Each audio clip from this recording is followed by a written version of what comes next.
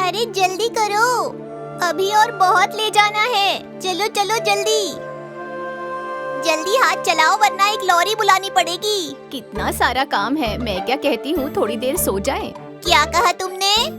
कुछ नहीं, मैं तो बस ये कह रही थी कि जल्दी से काम खत्म करते हैं और फिर सोते हैं। और जब चींटियां अपना काम खत्म करने में जुड़ी हुई थी, तब उन्हें एक बड़ी आवाज सुनाई दी। यह आवाज कैसी थी? मुझे कैसे पता होगा? मैं भी तो यही हूँ ना तुम्हारे साथ। मुझे क्या जादू से पता चलेगा? चलो देखते हैं। वो दोनों भी धीरे से उस आवाज की तरफ जाने लगी। कोई कटहल या आम मिल जाए तो उसे हम यहाँ मस्ती करने वाली चींटियों पर रख देंगे। हाँ वहाँ देखो, अरे वहाँ एक मधुमक्खी बेहोश पड़ी है।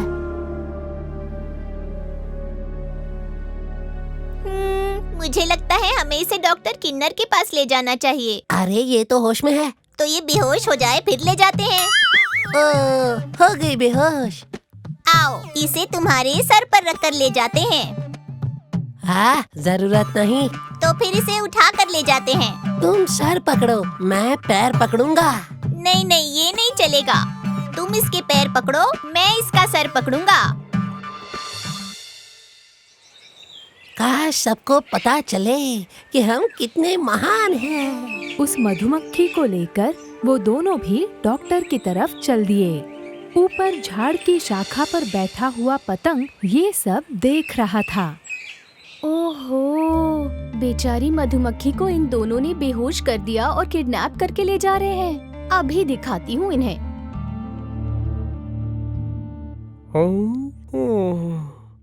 ये सब हुआ कैसे? जो भी हो ये नहीं होना चाहिए था। गुरुजी, आप ऐसे आगे पीछे क्यों चल रहे हैं गुरुजी? ओह मेरे शिष्य, मैं तुम्हें क्या बताऊं? मैंने एक नटखट हाथी को रोना न आने की दवाई दी थी। फिर क्या, रोना रुक गया, लेकिन उसका हंसना शुरू हो गया। वो जो भी हो, रोना तो रुक गया ना? हाँ वो रुक गया। गुरुजी वहाँ देखिए, एक मौका चल कर आ रहा है। बारिश, वो भी वसंत ऋतु में? अरे गुरुजी ऊपर नहीं, नीचे देखिए। तुम सही कह रहे हो मेरे शिष्य। जरा देखिए गुरुजी, लगता है उन्हें चलने में तकलीफ हो रही है। क्या हम जाकर उनकी मदद करें? नहीं नहीं, उनको धीरे धीरे आने दो। लेकिन ऐसा क्यों गुरुजी? अरे तभी तो हम जैसे डॉक्टर्स हमारे इंटरनेशनल सवाल पूछ सकते हैं। यानी कैसे सवाल? तुमने इसे यहाँ लाने में देरी क्यों की? ऐसे सवाल, तुम बहुत मूर्ख हो। जब से आपके साथ रहना शुरू किया है तब से तो। जरा देखिए तो, ये बेहोश हो गया।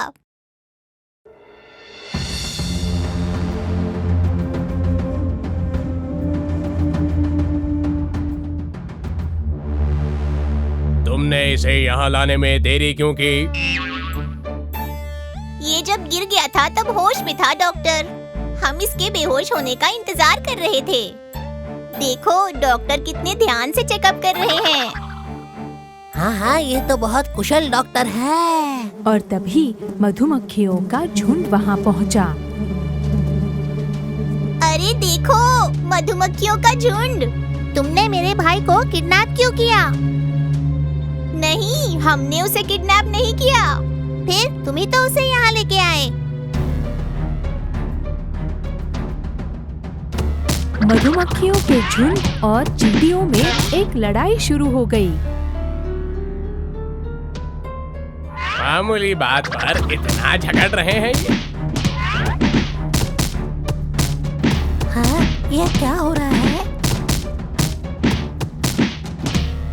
मैं सपना तो नहीं देख रहा? सपना नहीं है ये तुम्हारे होश में आने के लिए झगड़ा चल रहा है। ओह, तो मैंने मुझे क्या हुआ ये बता के झगड़ा सुलझाना चाहिए। हाँ तुमने ऐसा जरूर करना चाहिए। फिर तो सबको मेरी गलती का पता चल जाएगा। फिर भी तुम्हें सबको सच बताना ही होगा, ये ऐसे ही सुलझेगा। ठीक है, आप सब रुक जाइए। वाह कितना शांत लग रहा है। देखिए वो क्या है कि मैं गिर गया था और बेहोश हो गया। ओहो, फंस गई। भागना पड़ेगा, वरना ये मधुमक्खियाँ मिलकर मेरा कचूम्बर बना देंगी। देखा क्या कहा उसने? देखा नहीं, मगर सुना उसने क्या कहा। बिना सच जाने तुमसे लड़ाई करने के लिए तुमसे माफी मांगती हूँ। मधुमक्खी से सच जानने के बाद मधुमक्खियों के झुंड को जल्दबाजी करने की अपनी गलती समझी और उन्होंने चींटियों से माफी मांगी। कई समय पहले एक नदी के किनारे एक पेड़ पर दो दोस्त बैठे हुए थे, मैना और गिलहरी। क्या बात है दोस्त, आज तुम अनाज खाने नहीं गए? सब कुछ ठीक तो है ना? हाँ हाँ, हम वही जा रहे हैं दोस्त। वहाँ बगीचे में केले के फूल से अच्छा शहद मिलता है दोस्त। यहाँ मैं आपको बताने के लिए आया हूँ। हाँ ठीक है, तो आज मैं तुम्हारे साथ खाना खाऊंगी। चलो चलें। तभी उन्होंने देखा कि एक चींटी फिसलकर पानी में डूब रही है। उसे डूबते हुए देखकर मैने को रहा नहीं किया और उस चींटी को बचाने के लिए मैना तुरंत उस पेड़ से उड़ के चींटी को बचाने के लिए उसके पास गया। डूबती हुई चींटी को देखकर मैना को उस पर बहुत दया आई।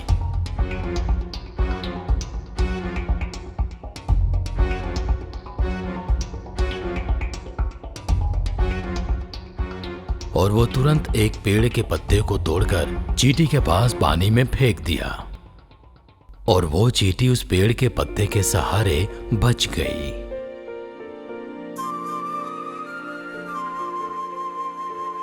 फिर मैने ने उस पत्ते को अपने चोंच में दबाया और किनारे पर ले जाकर रख दी।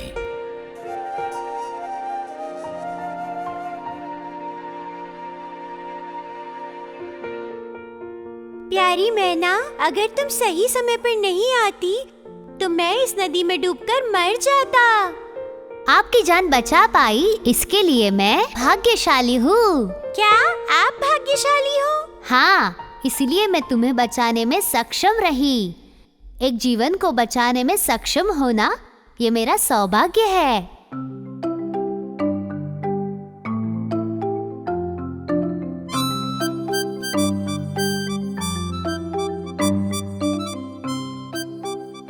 प्यारी चींटी, तुम आज पानी में कैसे गिर गए थे?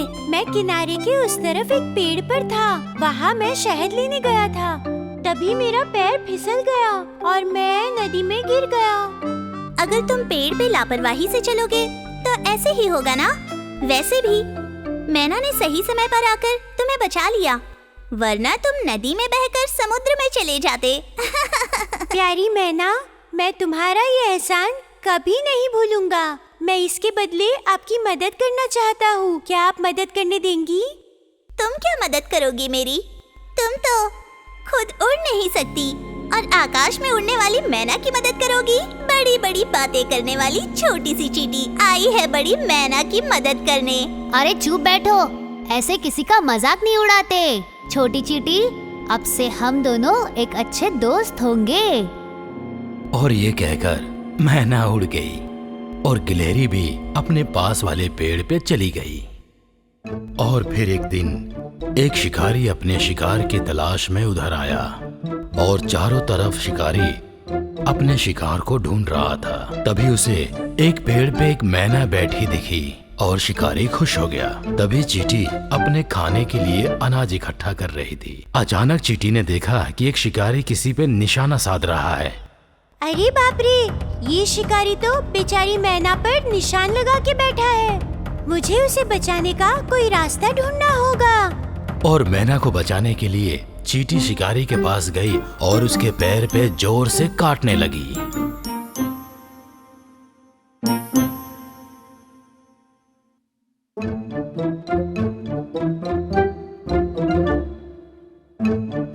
अरे वाह, मजा आया।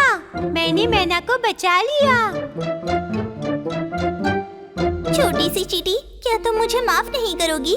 मैंने उस दिन तुम्हारा मजाक उड़ाया था। मैं तुमसे माफी मांगना चाहती हूँ। अरे कोई बात नहीं दोस्त, इस दुनिया में जितने भी जीव हैं, उन सब का अपना काम होता है। कोई भी छोटा या बड़ा नहीं होता।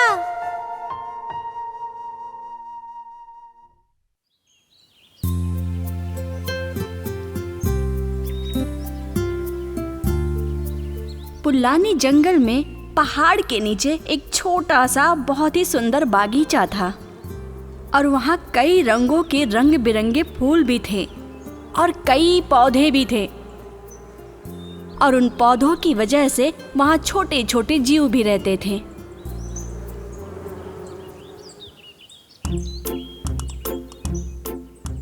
और वहाँ एक टिंडा भी रहता था।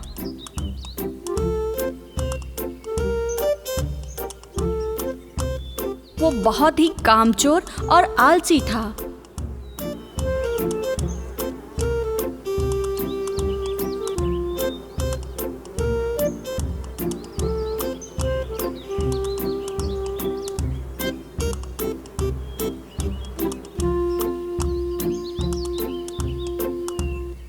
अरे मेरे मित्रों, जब देखो तब आप काम में ही क्यों लगे रहते हैं?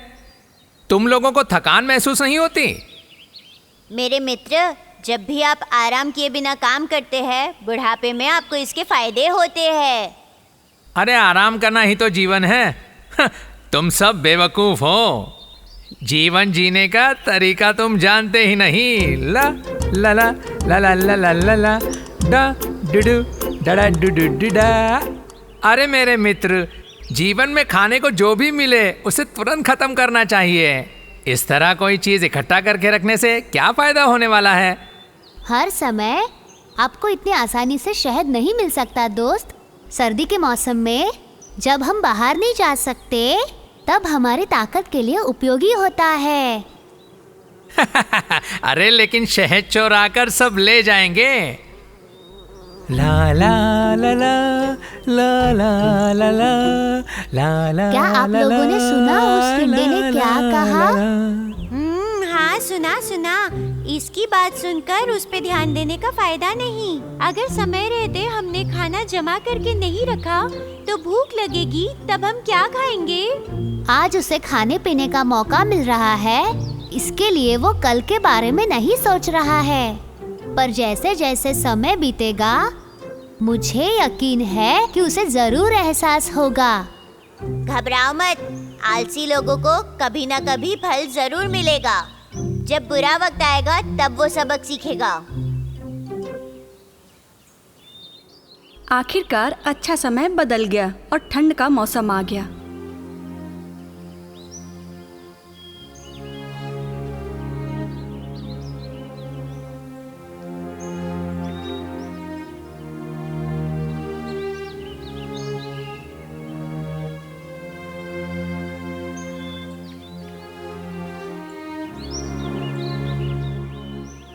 ये सब देखकर टिंडा हैरान और शांत रह गया। और फिर टिंडे ने सोचा, क्या मैं उनसे कुछ खाने को मांग सकता हूँ? इसलिए वो सबसे पहले मधुमक्खी के छत्ते के पास गया। मेरे प्रिय मित्रों, और बताओ सब ठीक हो ना? हाँ, हम ठीक है। लेकिन अब तुम हमें ढूंढते हुए यहाँ क्यों आए हो? मुझे बहुत जोरों की भूख लगी है। क्या आप लोग मुझे खाने के लिए कुछ दे सकते हैं? हमने कड़ी मेहनत करके ये खाना जमा किया है। हमारे पास बस इतना ही है। हम इसे तुम्हें कैसे दे दें? तुम सिर्फ गाना गाते घूमते रहो, तुम्हारी भूख मिट जाएगी। मौज मस्ती से जीते रहो। टिंडे को एहसास हुआ कि उसे मधुमक्खियों से भोजन नहीं मिल सकता है और वो परेशान हो गया। और फिर वो सीधे चींटियों के पास आया। दोस्तों, मैं बहुत बीमार और भूखा हूँ। मुझे थोड़ा खाना खिलाकर मेरी मदद कर दो। ठीक है, हम तुम्हें कुछ खाने देंगे। तुम्हारी हालत देखकर पता चल रहा है कि तुम्हें मदद की जरूरत है। अब तो तुम्हें सबक मिल गया होगा ना कि आलस करने से क्या होता है।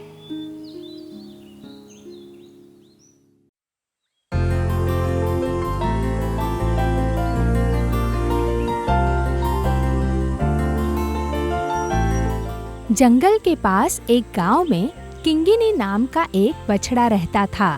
किंगिनी सुंदर थी और बदमाश भी थी। अरे सुबह हो गई, मुझे उठ जाना चाहिए।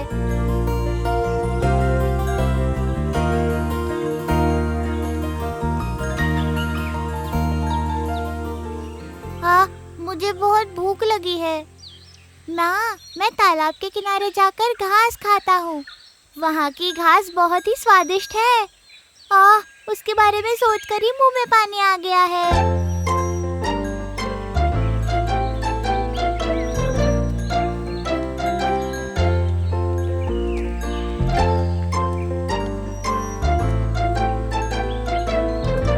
किंगिनी, रुको, अकेले मत जाओ, मैं भी आती हूँ। हाथियों का झुंड तालाब में आया होगा, अकेले जाना खतरनाक होगा। कुछ नहीं होगा माँ, मैं ध्यान रखूंगी। क्या करे, सुनती ही नहीं है ये।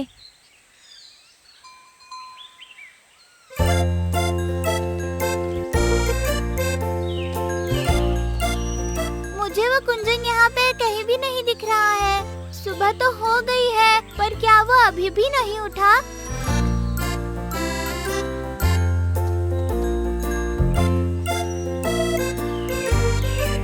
मुझे वो यहाँ पर भी नहीं दिख रहा। मैं उसके घर जाती हूँ और उसको लेके आती हूँ। किंगिनी बछड़ा और कुंजन नाम की एक चींटी बहुत अच्छी सहेलियां थी। कुंजा, कुंजा, बाहर आओ ना, हमें जाना चाहिए।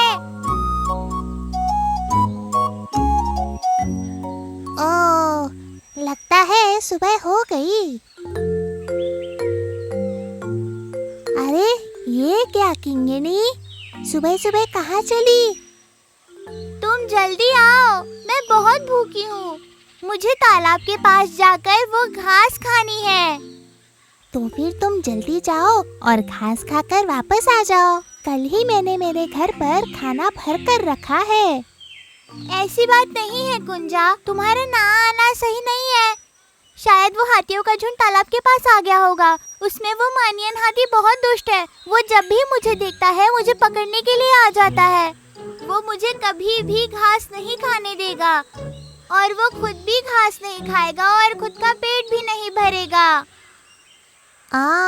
अच्छा, मगर वहाँ आकर मैं तुम्हारे साथ करूँ क्या? तुम बस मेरे पास खड़े रहो और जिस वक्त मैं घास खाऊंगी तुम तालाब की तरफ ध्यान रखना, और जैसे ही वो तालाब से बाहर आते हैं हम वहाँ से निकलकर बहुत दूर भाग जाएंगे। ओह, ऐसा है क्या? फिर मैं चलती हूँ।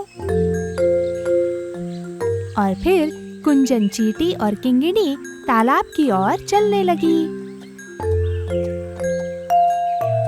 अरे किंगिनी, हमने मनियन हाथी को ऐसे आसानी से जाने नहीं देना चाहिए। वो खुद तो घास खाता नहीं है और तुम्हें भी नहीं खाने देता है। ये बात तो सही नहीं ना? हाँ, तुम एकदम सही बात कर रहे हो। पर अगर हमने हाथियों के साथ मस्ती की तो हम बहुत मुश्किल में पड़ जाएंगे। हाथी बहुत ज्यादा शक्तिशाली होते हैं, हम उन्हें कभी भी नहीं हरा सकते। इसीलिए मनियन हाथी को इसका बहुत घमंड है। उसके अहंकार को आज मैं ही तोड़ूंगी। तुम बहुत ज्यादा छोटे हो उसके साथ लड़ाई करने के लिए। उस हाथी को तुम पर सिर्फ पैर रखने की देरी है। धड़ाम! और बाकी तुम जानते ही हो। हाँ, मैं छोटी हूँ, सच है ये, मगर मैं भी बहुत सारी चीजें कर सकती हूँ। हाँ, चलो देखते हैं कि ये छोटी कुंजन हाथियों के सामने क्या कर पाती है। तुम सिर्फ देखो, मैं तुम्हें दिखाती हूँ कि मैं क्या कर सकती हूँ। कुंजा, मुझे तुम्हारा कहना सुनकर ही डर लग रहा है। अरे डरो मत।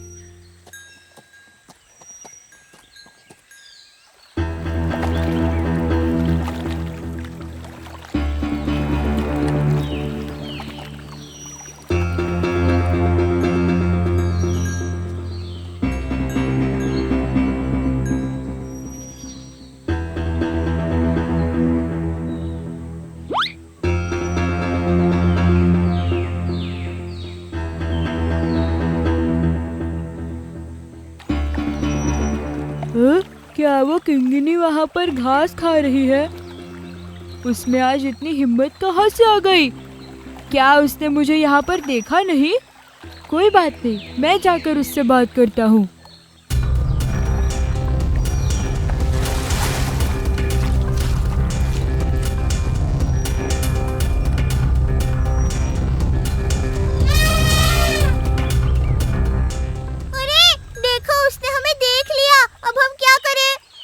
तुम बिल्कुल बिना डरे पेट भर के घास खाओ।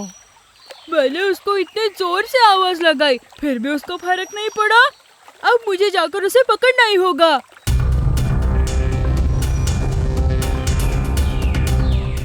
मनियन के साथ अब मैं बात करूंगी। मनिया, रुको वहीं। किंगिनी ने तुम्हें कभी परेशान नहीं किया, तो फिर बिना मतलब क्यों तुम उसे हमेशा भगा देते हो? तुम होते कौन हो ये सब कहने वाले? अगर मैंने तुम्हारे ऊपर पैर रख दिया तो तुम कुछ ले जाओगी। तुम्हारी जिंदगी के लिए बेहतर यही होगा कि तुम इन सब से दूर ही रहो।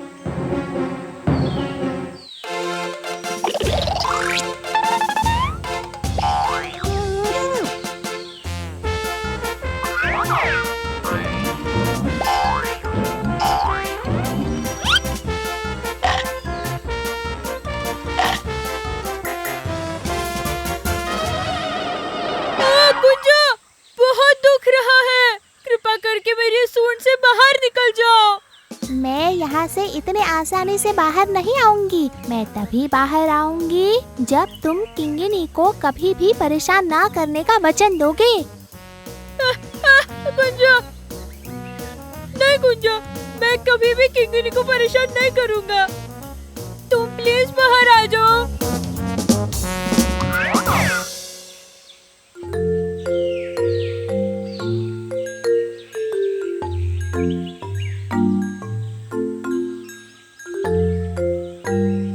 मनिया, तुम शक्तिमान हो, मगर तुमने तुम्हारी शक्ति दूसरों को डराने के लिए नहीं इस्तेमाल करनी चाहिए। तुमने तो तुम्हारी शक्ति दूसरों की मदद करने के लिए इस्तेमाल करनी चाहिए।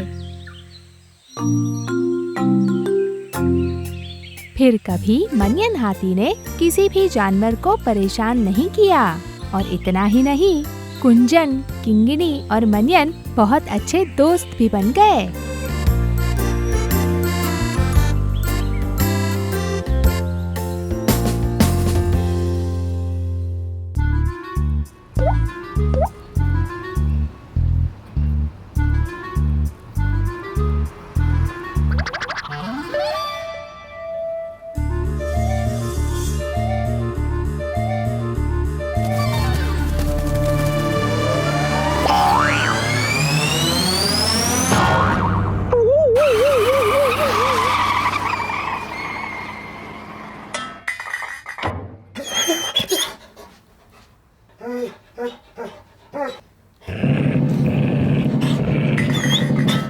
ये तो निकल ही नहीं रहा, मगर मुझे इसे छोड़ना भी नहीं है। ये तुम क्या कर रहे हो? क्या तुम गटर में कूद रहे हो? जिसकी हड्डी गुम हो गई हो उसे ऐसे चिढ़ाते नहीं है। हड्डी गुम हो गई? किसकी? मेरी हड्डी। हड्डी गुम हो जाने पर भी तुम्हें तो कुछ भी नहीं हुआ है। अरे क्या कह रहे हो? मेरे शरीर की हड्डी नहीं, वो हड्डी जिसे मैं चबा रहा था वो नीचे गटर में गिर गई। देखो ना, कब से मैं इसे निकालने की कोशिश कर रहा हूँ। इतने देर तक कोशिश करने के बाद भी तुम नहीं कर पाए, और तुम मुझे पूछ रहे हो क्या मैं कर सकती हूँ? अपना वक्त जाया मत करो तुम। अच्छा, फिर अब हम क्या करें? तुम एक चीज कर सकते हो। मैं कुछ भी करूँगा, बताओ क्या करूँ? उस हड्डी के बारे में भूल जाओ। ओह, वो हड्डी है ना, मैं उसे छोड़ भी नहीं सकता। बीती हुई चीजों पर गम ना करना ही सही है मेरे दोस्त।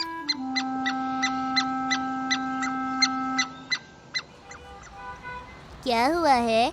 ऐसा लगता है कि तुम्हारे बीच बहुत बड़ा झगड़ा हुआ है।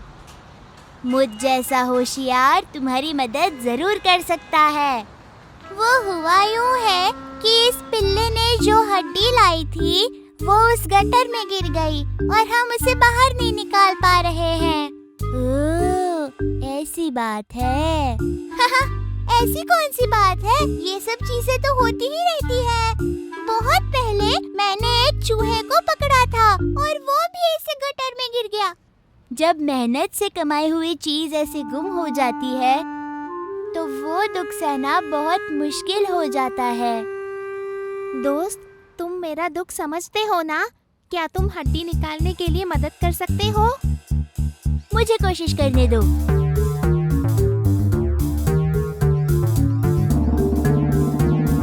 ओहो, ये तो बाहर ही नहीं आ रहा।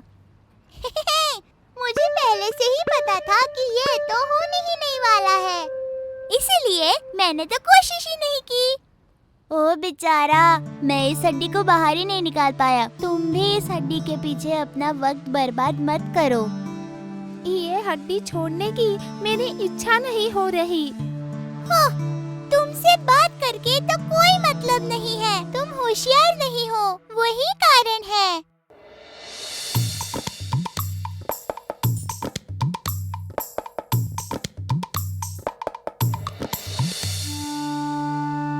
अरे पपी, क्या हुआ तुम्हें?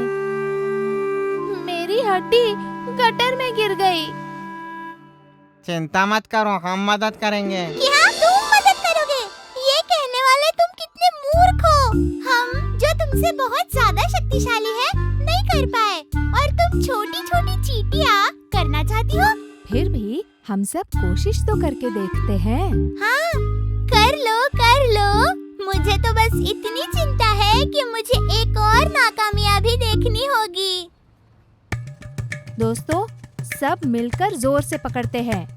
हम हमारी पूरी शक्ति से उसे पकड़ते हैं। जोर लगा के हैशा, जोर लगा के हैशा, जोर लगा के हैशा, जोर लगा के हैशा, जोर लगा के हैशा, जोर लगा के हैशा, जोर लगा के हैशा।